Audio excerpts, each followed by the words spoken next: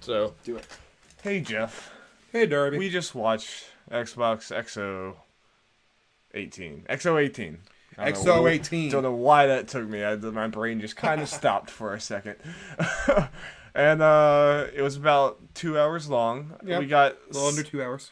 we got some stuff in there. I think overall it definitely was probably about what I expected, where it was, definitely not as big as like a normal press conference, like E3 or even PSX or like at least just in the previous years, like Paris Games Week and stuff. It was nothing like that, but it also, I don't think it was anything that was just like a horrible slog to watch or anything. Like I think it was, for what it was, I think it was good.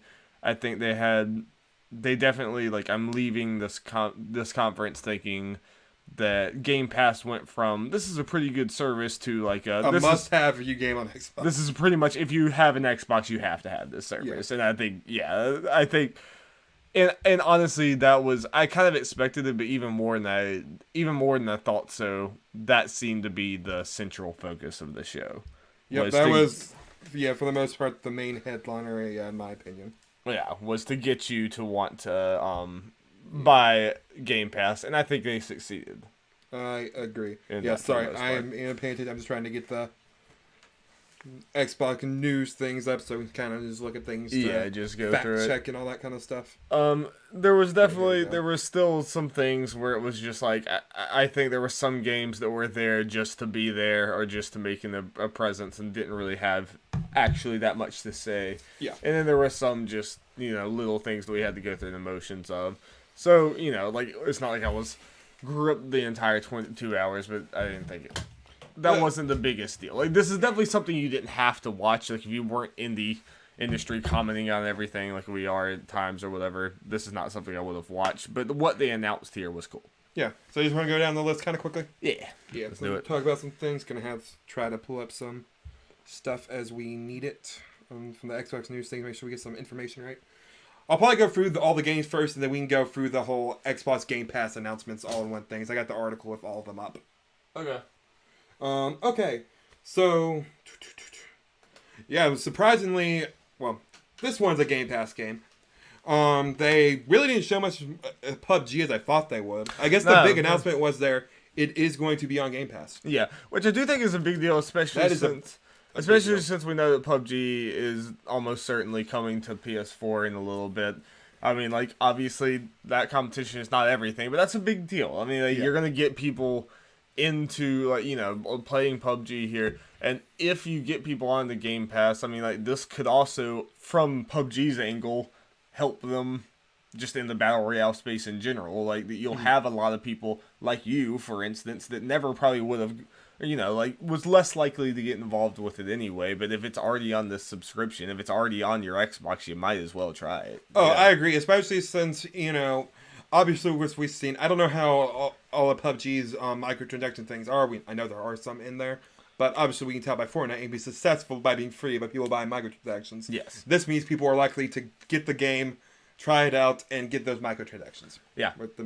I mean, that works with mobile. I know their mobile thing's already free, and I think, it's not all that surprising, but it's a very good idea. I mean, I think it definitely opens the door for PUBG a lot more, and PUBG needs a win. I mean, not that PUBG is, like, doing horrible, but just in comparison to, like, Blackout and Fortnite. Yep. And this helps, and Xbox kind of needs to get what they can get out of PUBG, because they had, some partnerships with that. I agree. Okay, and let's see. Going on, Crackdown 3 was their first game I guess they really went into. Yeah. Announcing it is officially coming out on February 15th, which I guess is moving up because I guess at some point it was announced 22nd, but they quickly removed that. Right. So it's good that if they were going to try to get away from that February 22nd, or at least just that in the February time where Anthem and what else, Metro and Days Gone are all coming out. If they're getting away from that, I'm glad they were able to move up instead of back. Days Gone, remember, was supposed to be back. That's right.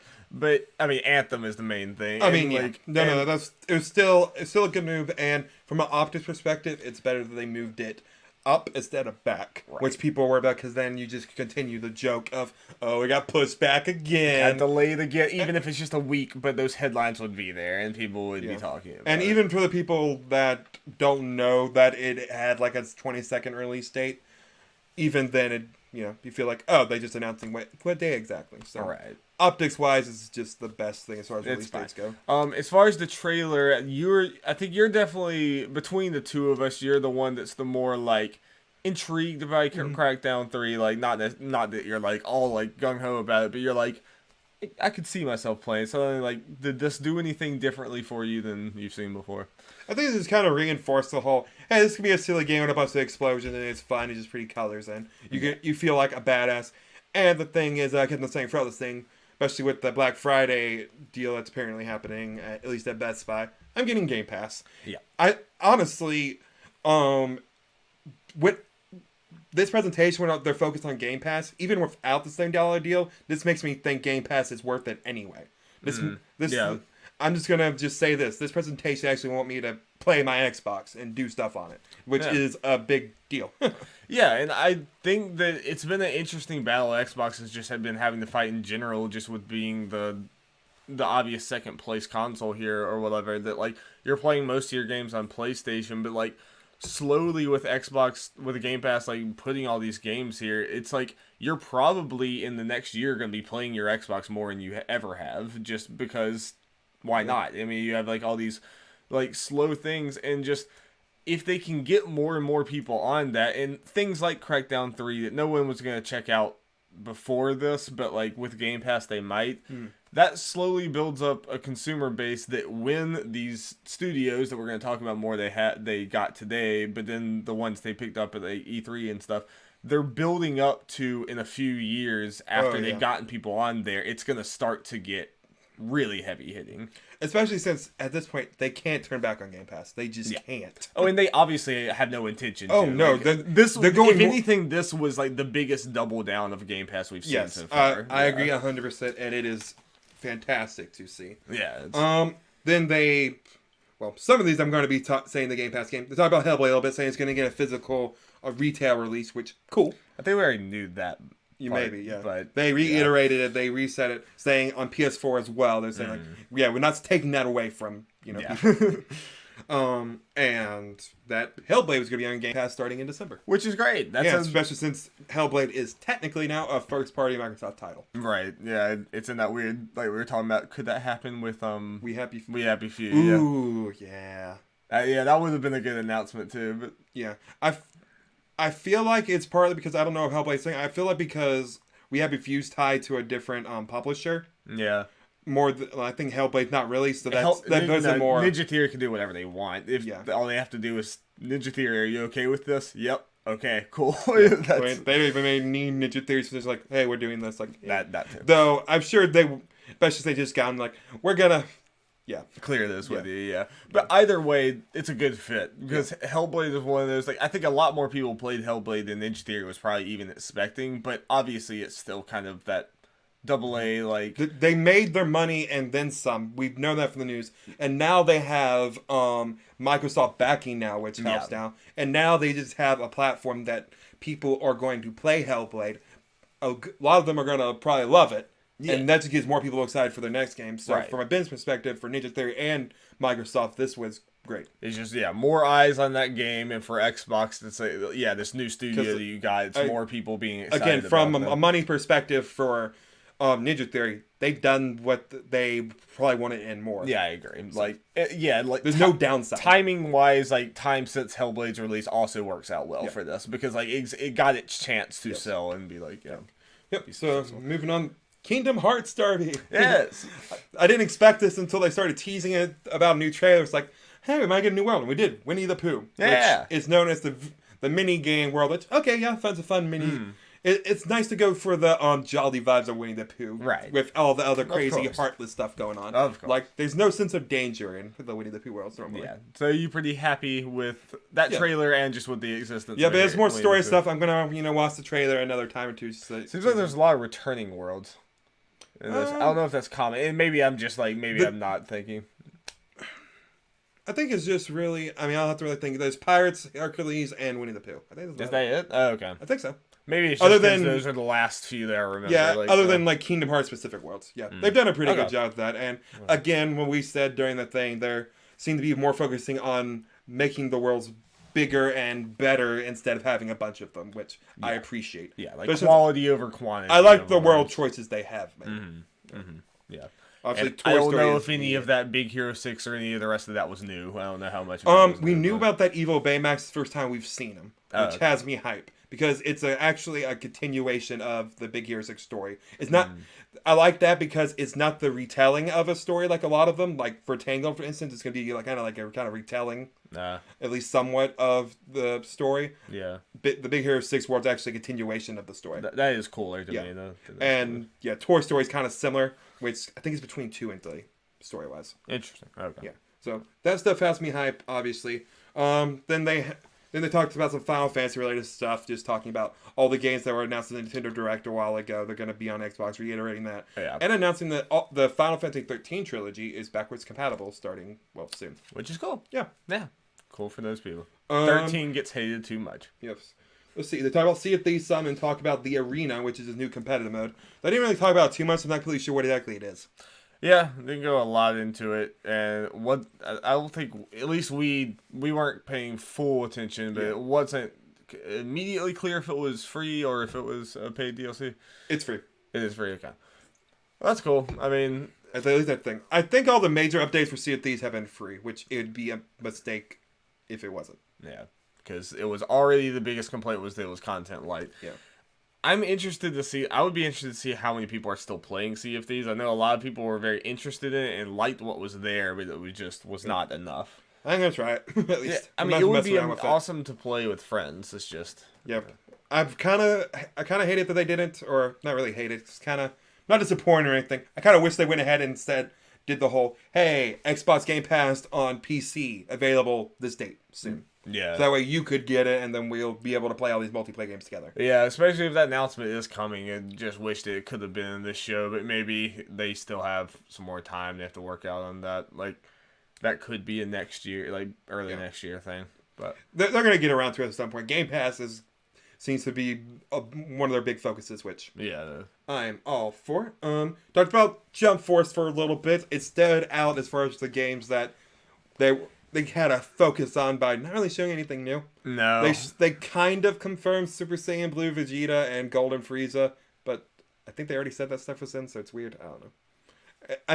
I mean, it makes sense to at least it from Bandai Namco if they like, hey, we have the opportunity to show it. But considering hey, this is a thing again, but like at the very least, it would have been cool to see like Yugi or like some of the newly announced characters. But just see like Frieza and Goku and Vegeta. It's just at the very least, we know there could be another Dragon Ball character in there probably because no way Dragon Ball's gonna have less than some of the franchises that merit more of it. So at least maybe announce something. Definitely would have rather seen something a little more substantial. That was kind of more just hey, there's some event happening. Let's get the game in front of people's eyes. Yeah, let's just use these transformation things for an excuse to show something new. Let's see. They talk about State of Decay 2 some in a Zed Hunter update, which comes out this week. Not really much there. There's like new weapons and some other things. Yeah. So I'm not very interested in State of Decay 2. State of Decay 2 is down on my list of Xbox franchise games I want to try when I get Game Pass. Yeah, which that list is getting like bigger and bigger. So that's. Let's see. They talk about the Give with Xbox thing where can't remember exactly all the details. You know that little hashtag thing. We take a picture with game instinct or whatever, and they'll donate money to charity and stuff up to $1 million or whatever it is. Yeah. That was cool. Yeah, it's obviously not much to say about it, but it was very cool. Yep. One of those maybe one of the most boring part of it, honestly, despite us being kind of interested in the game. But Devil May Cry. No. Okay. No, I'm not about charity. No, that was fun. Yeah. No, I did not. No, I don't want to sound like I'm saying the charity stuff is boring. That's what I thought you meant. Oh, no. Yeah. But anyway, no. Devil May Cry 5, they talked about the Void. They went maybe a little too much in that. That just screamed like, we got this Japanese game, let's let them be... do things like, oh, Japan.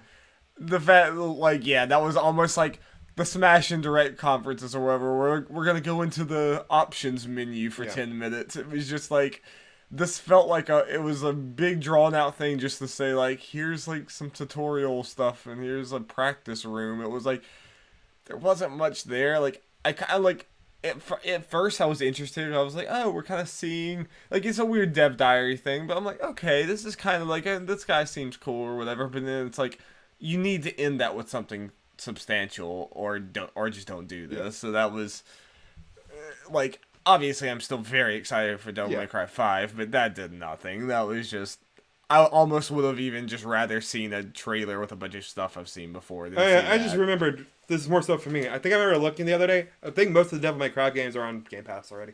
Okay, sweet. Might be wrong there. I at least just played 4 probably if you actually wanted to play one of the other ones, but talked about Minecraft some, and then that weird panda cat trailer that went in too long just to announce cats and pandas are in Minecraft. Oh god, yeah, what was that? I mean, I was like, I was watching this at some point. It's like, are they really just doing this to announce cats and pandas? He was right. He said it kind of as a joke, but you're not wrong. That's one of those things where I'm like, okay, trailer was cute, but yeah, seems like more work went into the trailer than what was the actual content was actually being announced. Yeah, I mean, we might be wrong. We might have completely understood. There might be a bigger deal to Minecraft people, but yeah, flashing. My face was all blue because of the TV.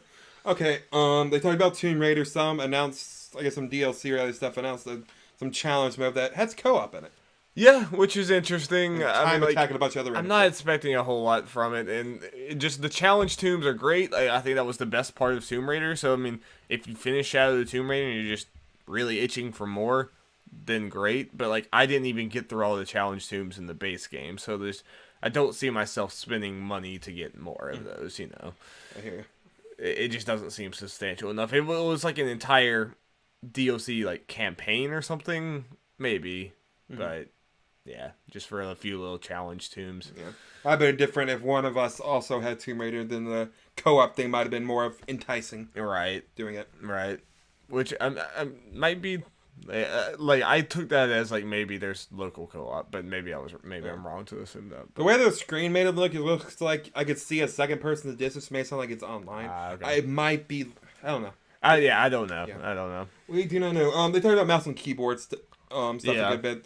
A bunch of smaller games. Wargood was on there, which is cool. I have no idea when that game's coming out. I remember that was announced on the Nindies Direct, like the first one, a year and a half ago. It's very interesting. I like the look of the game a lot. And the biggest one, obviously, they announced Fortnite was going to be mouse and keyboard on Xbox. Now, a very important thing, me and Dari were both like, when did that? But then they immediately said, which was smart, be like, when you use mouse and keyboard, you'll be matched with other people with mouse and keyboard. Right. Which is great. Yeah. Let's see. They talked about IDs at Xbox a little bit. They talked about, they just kind of showed. They didn't really talk about much. Not really any new information. After party, but they did say Ashley Birch and someone else was voicing the main characters. Yeah, which is cool. Like that kind of means that game's getting more serious. Like I mean, it makes me more interested. Just fact his voice acting and and if you don't know this game, it's like it's a thing where you're going through like a bar crawl through hell. You're like in hell and you're trying to get out. And it's like. I don't know. It seems like a very cute and interesting game. Yeah. Show off Sable a little bit. Just kind of talk about that real quick. Nothing really new. Sable looks dope. Art style is dope. Oh, yeah, very. Ooblets, which was the weirdest one on there. Because what they said sounded cool enough. Because apparently you battle by dancing. But they didn't show any footage, which was weird. Yeah, it was super strange. But yeah. Then they showed Tunic. Yeah. Nothing new. Looks dope, though. Yeah, the gameplay looks cool. Like it was a little bit new. Like I think before we mostly just saw like overworld stuff. They showed a little bit more of it, like in the dungeon or something, and like chapter 1 came up there. Like, you know, like not a whole lot, but I'm still very interested in that game. It's a like Zelda like game, but it has a very like old school Zelda like game, but it has a very cool. This is something you sound like you knew more about. I don't know. Wind Turbo Arcades, Yeah, just the summer of arcade used to be a very big thing in Xbox 360, and that's how a lot of like smaller indie games got noticed was through the summer of arcade stuff, and they also had Winter of Arcade. They had it like in. So how did it work exactly? Was it like the more you bought off of them, the cheaper the rest of them are, or something like that? I think it was something like that. I honestly don't know the full thing, and I played it some, but I didn't do a whole lot of it. I just know that like there are a lot of small developers that said that was like the reason why they're still able to make games now. Like, that's the reason why they got noticed and everything. Obviously, we're in a different time period in games now. Like, that's not as necessary for some of these developers, but it's kind of a cool throwback. But you know what could be necessary for this is the fact they didn't say the games though, but they said stay tuned to Game Awards, which means those games will be shown front at Game Awards. Front and center at Game Awards, which is cool. Yeah, reason I didn't know about this, I did not really have Xbox in during the 360 one for the most part. I came in really late, so not really paying attention to much stuff. That was definitely, in the 360 area, that was when, like, we were kind of first starting to get, like, the Super Meat Boys and stuff, where, like, these games... Oh, no, I'm all game for that. That's cool. Let's see. They talk about Forza some. I don't really have much to add. We're not Forza guys. Yeah. We didn't know what they showed was new. That's actually we took that time to stop and talk about, like, hey, how have you liked this so far? Oh yeah, going back to Game Awards real quick. I forgot. I was like, there's another Game Awards thing. Devil May Cry 5 is gonna be shown at Game Awards as well. They said. Okay, that's not surprising. Yeah, and okay, so I got a couple. The rest of the stuff is article related, so I'm just gonna go through these things to the kind of last 3 things of news. I'll go. I guess increasing level of importance or whatever. They talk about Black Friday deals. So let's see. I'm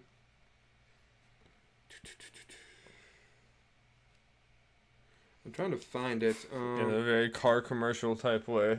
Yep.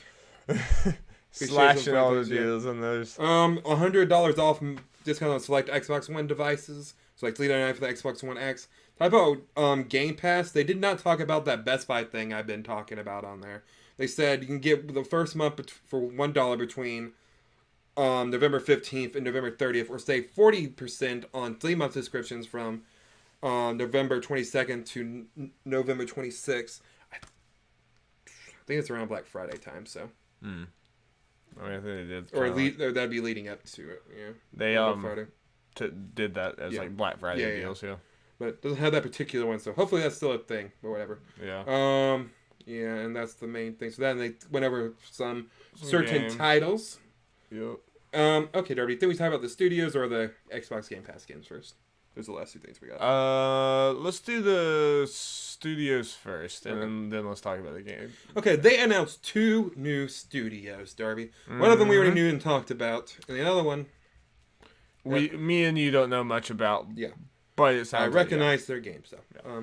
So I'll just read the descriptions they have here. The first one they announced was Obsidian Entertainment, and it was founded in 2003 in Irvine, California by industry veterans from Black Isle Studios, led by Fergus Urquhart. The studio quickly made a name for itself with Xbox exclusives, Star Wars Knights of the Old Republic 2, The Sith Lords. Over the last 15 years, they have delivered genre-defining RPGs to players on both console and PC through titles including Fallout New Vegas, South Park Stick of Truth, and Pillars of Eternity. All 3 are big deals. Yeah, very big deals. The one we wouldn't know as much is Exile Entertainment, and it is a team of industry veterans with decades of PC and RPG expertise, PC that makes it, yeah. Led by Interplay founder Brian Fargo. I know I recognize that name. Yeah. Exile's 2 development teams in Newport Beach, California, and New Orleans excel at creating vast worlds for players to explore. Titles such as Wasteland 2, Torment Times of Numera, Bard's Tales 4, and the upcoming Wasteland 3. So I guess that might be Xbox exclusive. Yes, I would imagine. Yeah, then they go on just talking about it a little more. So they got 2 more studios, Darby. So they've added 7 studios since E3. Yes, and these 2 are both single-player RPG-centric studios. Yes, which, as a lot of people we mentioned during it, a lot of people have said it's something Xbox and Microsoft have been lacking. Yeah, and Xbox is trying to break the notion that they don't have any exclusives, or they're only. I mean, this is what we see that's the do bro thing, recently, just shooters and car games. Right. They're trying to buck that that air about them, or just what everyone says about them, and I think they're all these studios have seemed, even the ones that I don't know as well, have seemed like good fits for that. And, Playground, it seems like is doing Fable. And, Obsidian, if you just think about Obsidian, just with what they've done before with New Vegas and Pillars of Eternity in South Park, if you gave Obsidian, a Microsoft-type budget or whatever, that could be a big freaking deal. Oh, yeah. I mean, that could be huge if they have, the backing of a company that big. And I know Pillars of Eternity, like I read Jason Schreier, they had an article about it. I know they went through like a lot of pains of doing that on their own.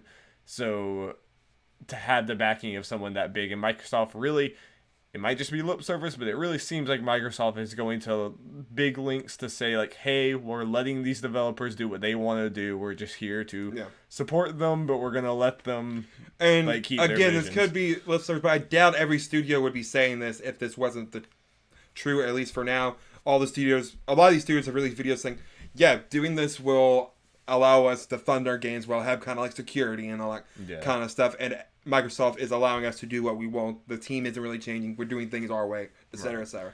Both these studios had videos of that today. Right. And Ninja Theory has talked about it too. And right now, Xbox kind of has no reason not to do that. It's one of those things that PlayStation kind of started to get that way too in PS3. It's whenever you get the success and you're doing well, that's when a lot of times it can turn into like, okay, we're going to be, like the tides change. But right now, I trust it right now. I trust that these studios are going to be left to do great games. We're not going to really see the payoff for a lot of these for a few years. The next Xbox, at least. I feel like that's going to be a big deal. Like, I feel like their lineup is going to be pretty darn good in a few years because of all this. Especially considering all these games should be day and date on Game Pass. Which, speaking of Game Pass, Darby, a big focus of this, like we said, is them announcing a buttload of Game Pass games. Yeah, and let's see, several that got some reaction out of us. Several that were pretty darn good announcements. Yep. They also announced that. Let's see. Okay, what was I about to say? Yes. Some games we already mentioned, like Hellblade and PUBG are on. Yeah. And PUBG starts Monday for Game Pass. Okay. Right after their free period is done, which makes sense. So I like that they went ahead and did the free thing. So leading up right into the Game Pass. Yeah. So that is nice. And Hellblade, as we mentioned, is great. Really nice announcement. They got me and you both, kind of happy. Yeah. Is both Ori games. The one that Ori and the Blind Forest and then the sequel, Will of the Wisps, are going to be on Game Pass. Which is sweet. Yeah. Like, because we didn't know completely, because Moon Studios is independent, but I think they just, Microsoft publishes these games, so it wasn't guaranteed that they were going to be on Game Pass. And I think it's awesome to, this far in advance, get Ori onto Game Pass so people can play that, get in there, experience that, and get ready for Will of the Wisps. So whenever they do announce, let's say Ori is a second half of next year game. At E3, when they announce the date, they can be like, and you don't have to wait till you play Ori. You can play Ori, the original Ori, on Game Pass right now. Yeah, and that's great, and that's probably how you'll play it, I imagine. Yeah. Oh yeah, most definitely. Yeah, I'm kind of waiting on Darby's copy and getting to me, or his sister's copy at least, or whatever. Yeah, but now it might not. Even, I have no reason to. It's not even. Yeah, just let her keep her thing. Yeah, yeah, and that and Hellblade, as well as Kingdom 2 Crowns, is coming in December. Let's see. I'm just going to kind of read this. If you're like us and wait to check out more new games ahead of December, FIFA Thieves officially on Xbox and in Xbox Game Pass starting today, which is a game based on the story or a comic based from Robert Kirkman, the writer of The Walking Dead. Right. Which looks cool. Big name. Cool. Yeah. That's starting today, and let's see. I'm just going to go for this. I wish they just kind of less than a little description, but they just kind of have it written out. Well, they said those bring Agents of Mayhem, which... Yeah. Kind of interesting considering Crackdown was mentioned during the Crackdown thing. I was like, man, this is like a better Agents of Mayhem. I didn't even think about that. We threw shade at Agents of Mayhem in the same conference where it was revealed kind of to... It was announced that we'll be able to play it. Yeah. I think this is very good for this game. Like, this is the type of game that probably needs Game Pass in order to get people to play it. I still don't think it's going to help it that much, but... Do you still want to say it was this conference? Now I think about it, so that makes sense. Okay. Yeah, that makes sense. Then MXGP3 is also the motocross game, which cool, fine. Yep. We can mess around with if we want to. And Thomas Was Alone was another one.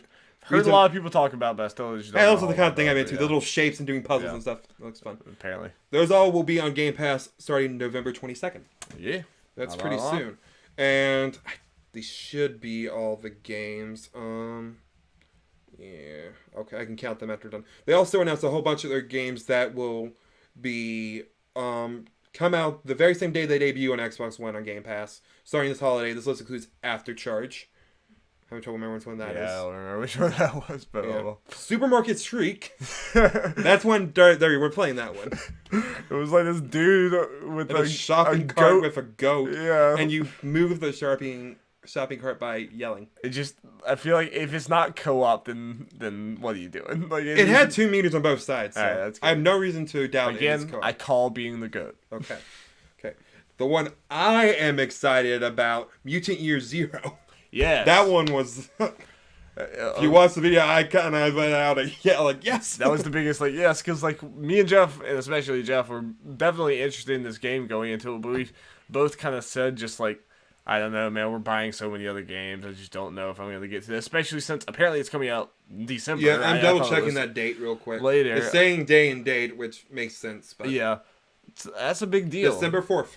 Yeah, that's very soon. That's a good game for Game Pass. Yep. And that's definitely a lot more likely to get. And I think this game. And yeah, if you don't, I guess tell people a little bit about the game just in case. Mutant Year Zero is about mutants. Like you might have seen pictures of it. You see a girl that's kind of a stone-ish monster, or kind of looks more normal, but obviously a little bit of a mutant. But her companion is a walking, talking duck. Yes, which looks dope, and I think it grows bug wings and can fly out of its back. Nice. I think and the other one's a pig, I think. Yeah. A pig. Mutant talking pig or whatever. And it's XCOM style game or Mario plus Rabbids style game. Yeah. It looks almost more Mario plus Rabbids than XCOM, just the camera angle and some of the layouts of doing things. But yeah, it's kind of the grid based tactical layer strategy and thing. You have mutants, so they all have powers. I think if I'm right, you can kind of mutate them as you want. Yeah, in different ways. Art style's very interesting because it kind of is slightly cartoony with the anthropomorphized whatever, you know what I'm trying to say, animals and stuff, but it's also kind of sci-fi looking and realistic looking. It's a weird blend of things that I'm kind of into. Yep. And I am excited. Yeah, like Dart said, I've been very interested in this game, but of course that release date is not the best for. Yeah. But this confirms I'm definitely going to try it out at some point, or if not close to release, because I'm planning on getting Game Pass. I might as well. Yeah. I am in. That was a big one. Okay, next one, Pathologic 2. It was kind of a little horror one. I think it was first person. Could be cool to try out. If when it comes out. Is that the one that we didn't know what it was while we were watching it? The name, I think it was called Pathology or something. Okay. The Good Life from Square. Yes, that one was a nice surprise. It took us a second till we were like, wait, what? I thought I saw the Good Life, and then a bunch of other words is that the game? Because the picture wasn't when it popped up on the list thing. It's I didn't like a picture, and then they did it, and they showed it. It's oh yeah. Another one we were saying that's a good one for worry about the Good Life not getting enough players, and that could help some. And it's also just interesting to have a Japanese developer partnering with Xbox, very American-centric company. It's interesting. I'm interested in... I'm going to try that game out. Again, that's another game that you probably wouldn't have tried out, but now you probably will. With I wanted to. Yeah, I was less likely to, but now that I'll just be able to download it. It's a lot of games we're saying that with you know. Yeah. Some more than as Good Life and obviously Mutant are more up there than the other ones. So, Ori's probably at the top, but as it should. Void Bastards, which is from one of the producers, whatever, it's from BioShock and System Shock 2, right? Yeah. Yeah, it was a real comic booky, cartoony, first-person shooter thing. Yeah, very Adult Swim looking art style and humor. Yeah. It was a very from Humble Bundle. Very funny-ish game or whatever. We'll see. I'll see how it actually reviews and stuff. But. Yep. And last one that's on here, I'll count to make sure this is all Secret Neighbor, which is a multiplayer game spin-off thing, I guess, from Hello Neighbor, which was also just released on Game Pass. Yes. And so... And it's multiplayer. I don't know if you said that. But multiplayer, yeah. Which, that could make it actually potentially fun. Dumb fun, but fun. Fun because it's so bad. Exactly. Dari, I'm just letting people know that this will probably be the case. When I get Game Pass, me and Dari are probably going to play Hello Neighbor. It could be a fun stream. It may not be a long thing. It might be like a 20-minute video of us goofing around a little bit until we get frustrated. Yes. But we will play it because that's the kind of game that's begged to be played. Yeah, I heard it here. You have anything against that, Darby? No. I think we should just like dip into the Xbox, the Game Pass well, and just see what gems we can pull out. Yep. For the I'm just gonna count stream. this real quick. Make sure all the games are here. 16 1, games. 2, 3, 4, 5, 6, 7, 8, 9. Yeah, that's all. Nice. Yeah, that's a good list of games. Some I'm excited about, and some definitely surprises in there. So that's very good. So yeah, I guess final thoughts, Darby. I thought this was a very good little thing. I've seen one or two of these inside Xbox things, so I knew what to expect with the talking to developers and stuff.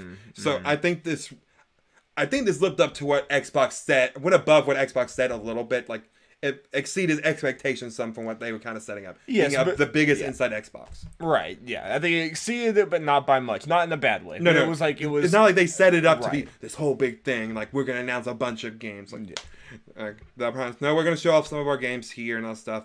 We're gonna talk about some Game Pass stuff, which the Game Pass exceeded my expectations. Yeah, as far as that was stuff. the big and announcing new studios, that alone just helped. And while of course some of the games they talked about aren't they necessarily some that kind of bored us more than others, like Devil May Cry and stuff, and Jump Force were a little underwhelming, but for the most part, you know, it's obviously this is not the buttoned up E3. We're gonna like pound game after game after game, do all this stuff. Like, you know, it wasn't that at all.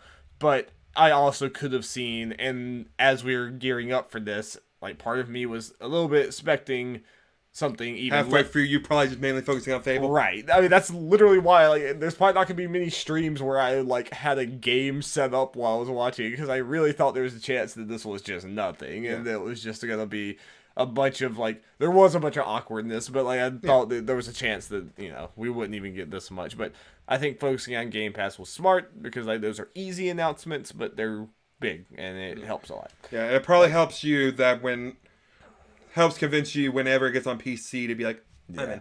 That's the only thing that would have sealed would have sealed the whole Game Pass thing for me, is if they had come out and said like, yeah, it's on PC now. But I'm sure that's coming. I'm sure Fable's coming at some point. I didn't actually expect Fable today, but it would have been sweet. I had hopes deep down for a Banjo, but I'm gonna have that for every Xbox thing. So of course you are. Yeah, of course we are. I honestly think both of those are coming. Maybe just not anytime soon. Yeah. So that was our thoughts of the Xbox X018. Let us know what you think. It's interesting. Xbox. I'm glad also that we got this, since we're not getting PSX. It's also cool. It's fun. It's good. I like video games and I like hearing about them. Kind of like we got a little teases for Game Awards. Yeah, several of them. They're definitely tying a lot into that too, which will be cool. All right, well, you can check out, we recorded the normal episode of the Nerds at Large Gaming podcast that will be going out shortly in the next day or two. From the time of this recording, so definitely check that out. And I think I'm probably gonna just separate the discussion probably just on YouTube. So if you're just watching this, you can go on YouTube and see like our reactions to the full conference if you want to. And we'll probably be streaming things in the future. We're gonna do some Game Awards coverage. We're gonna do a game that Jeff has prepared for us, which will be a lot of fun.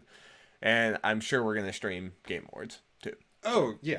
I mean, that's the big one. 100. That's the big one. Darby, if we decided we were going to stream this, we're 100% doing Game Awards. Yes, I think that's safe to say. No, I'm happy we actually did this, because I thought that was... It was fun. Little thing. It was fun. Yeah, it was fun. Now, let's go play PSVR. Coexist. Yep. Xbox and PlayStation. All right. Bye. Xbox VR, coming to you soon. Bye. Bye.